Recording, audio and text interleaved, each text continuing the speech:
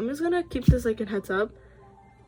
Everybody's life experience in college is different. However, all the opportunities are open for every single college student.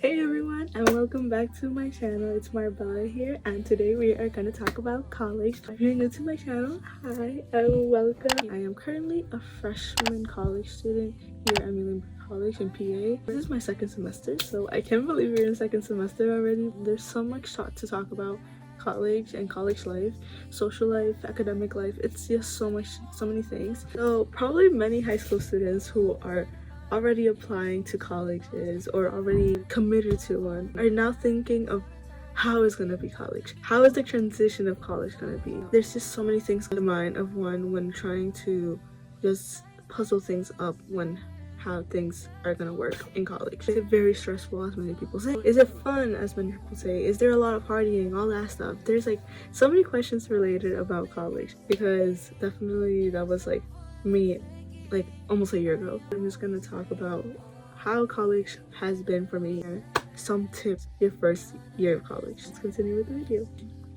So I have my phone with me, so I have so many things to talk about. So let's go with the first one, and definitely the first category that we're going to talk about is academics and classes. I feel like this is one of the most stressful things high school students worry about. Most of the classes will last between 50 minutes to an hour, and in these classes the professor would compress like a lesson or a lecture. Academics, I feel like it's not something to worry about.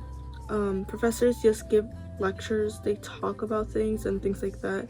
They talk about the lesson. However, you at the end need to put some of your part to actually like make that stick in your head. So you still need to study a lot, and mostly those science classes are very difficult.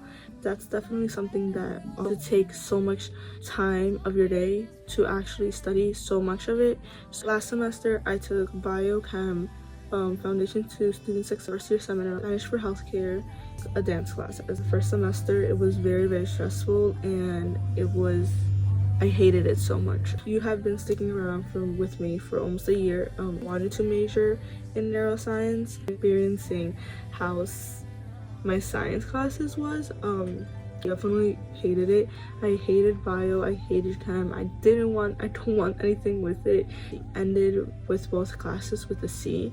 It just made me realize that science probably is not the best thing for me. This semester I decided to take classes that seem more interested for me. I'm taking modern Asian history, intercultural Chinese, public issues to public health, statistical analysis, biomedical ethics. Major, I haven't declared yet, so I declare my major next year, and as a public health major and a international studies major. I'm just taking in mind what classes are more like how many classes you think you're able to take is something that I recommend doing. My manager says it's better spending at least 4 classes, but like spending a good amount of time and actually learning it, rather than taking 5 or 6 and then being so stressed about it and then not passing any. I definitely need to study a lot in your alone time. Also, this takes me to like managing time and deadlines effectively. It's the biggest issue that many students have in college. Usually people like to have a physical planner with them to actually have or know their deadlines, that have a calendar, and then some of my friends also put alarms so they can know when to switch classes and things like that as well. For me, honestly, I like to schedule my day. I like to schedule like, okay, I wake at this time, I'm going to breakfast at this time.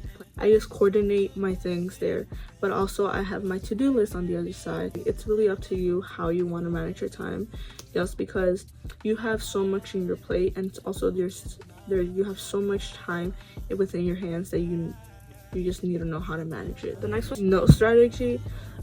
Most of the students here type their notes. I write my notes. So I definitely write my notes on my computer because it doesn't take so much paper, but also I just like to color code things and things like that, so you can memorize them easier.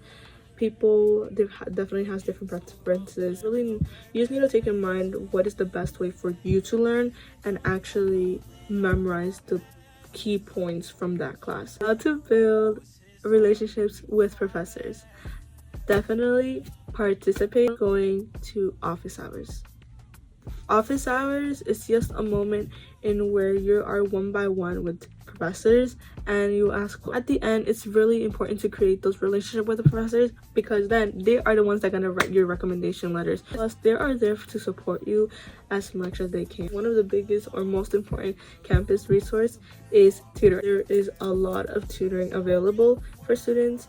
If you really need help with something, don't hesitate to ask for help. You are with students who already took that class and are very experts, let's say, in that class. So we are going to talk about social life and making friends. The biggest question that many people have: are there parties? Yes, and there could be many of them, and mostly during holidays there's a lot of parties. If you really create friends with, let's say, like upperclassmen, they could definitely invite you to birthday parties and things like that. So it is important to create a relationship with upperclassmen. That's what I would say. First thing is navigating dorm life and roommates. So I only have one roommate, so it's just two of us, and I love her so much. She's so kind. She's not gonna watch this video, but there are like some rules in how to manage like our dorm life. Let's say she sleeps early, so there's like the headlights, so that's like off by 11 p.m. We simple rules: don't touch like our personal stuff unless it's the vacuum or the mini fridge, and also just keep our messes in our area and not like spread it to the other area. My roommate, I really enjoyed having her as my roommate, and just having that communication with your roommate is important. So because if not, yeah, there could be many problems that could occur.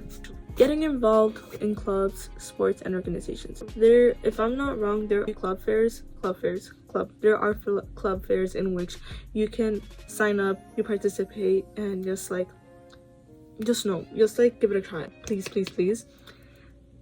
go and sign up to anything that you like. So I signed up to like many of them. I signed like for like around like 5 or 6 clubs, and then at the end I'm just sticking with 2 or 3 because I am Christian. So I also participate in what is called DCF, which is like a Christian fellowship, and it is the best decision I've ever made. I love it so much. It's like the best thing I could ever ask for. So participating in groups, you just meet friends, you meet people who have the similar interests as you, and it's just the best thing that could ever have. Creating that friendship is like so important when transitioning from high school to college, mostly if you are going to a school where not many people are applying that are from your school. Like for me, there was no one in my school that applied to Muhlenberg College, and so this was like, whoa, so now how do I do? It's like the best way to like create connections. Just like it could be friends, like it could be friends that could last for all 4 years, but some of them are just acquaintances, so just people that is gonna stay with you for a while and then just leave from your life, which is totally normal. Give yourself that push to get to know other people and to actually participate and socialize. Keep in mind that all the freshmen are in the same position, but no one actually dares to like expose themselves.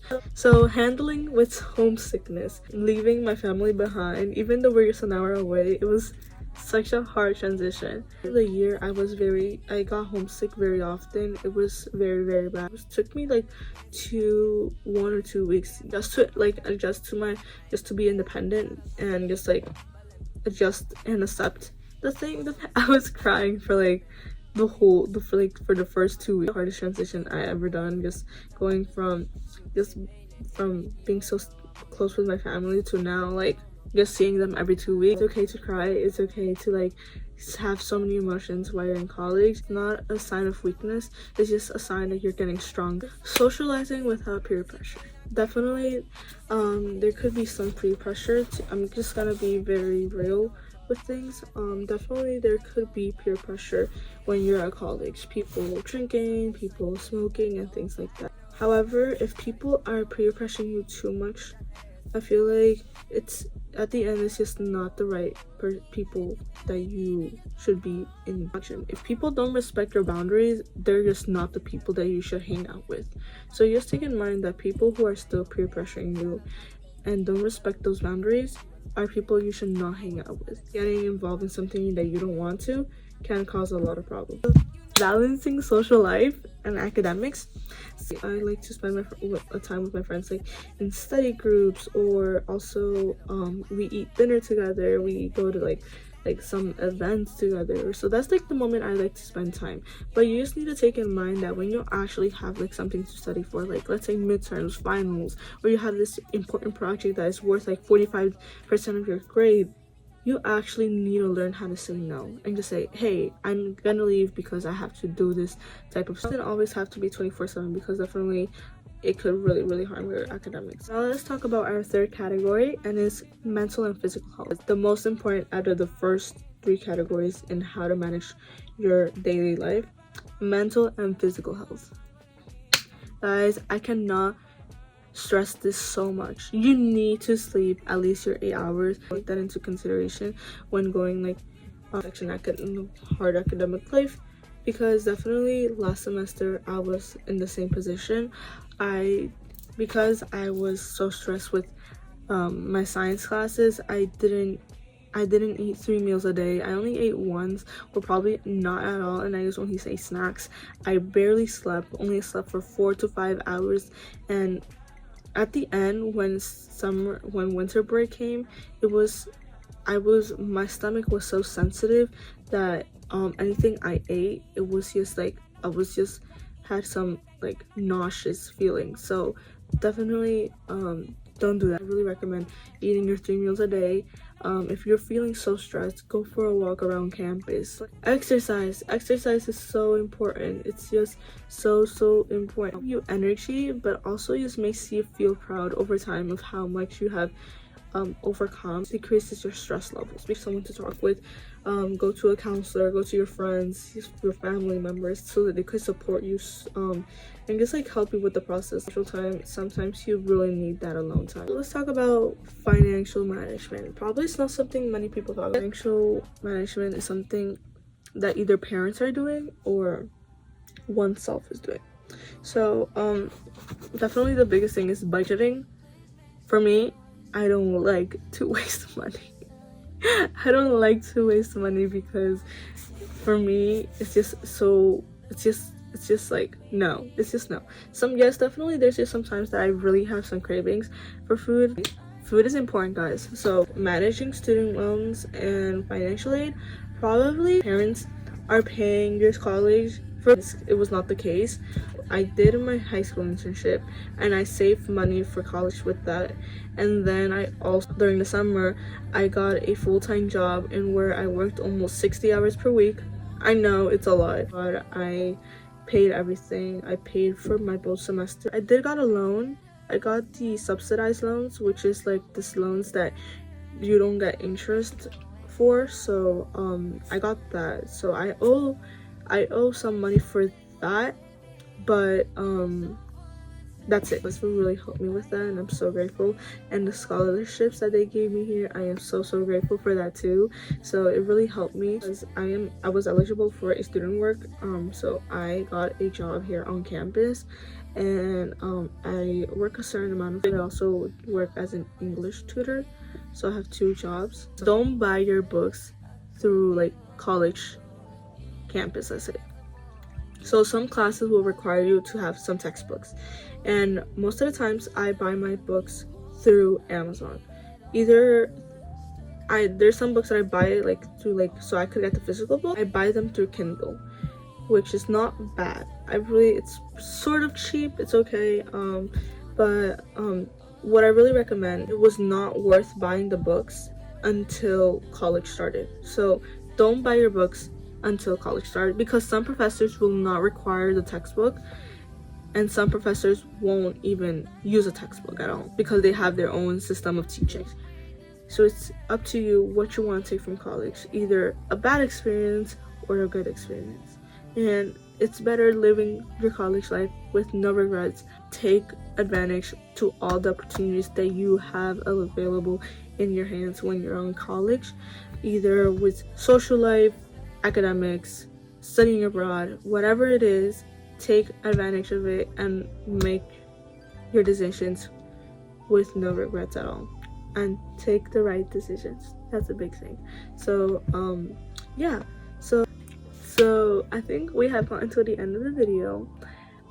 Thank you guys for watching, and I really hope you guys enjoy. If you have any other questions related with college, I would be so happy to hear them. Like, write them in the comments, and I would love to read them and try to answer them as real as I can. And don't forget to subscribe, and see you in the next video. Bye.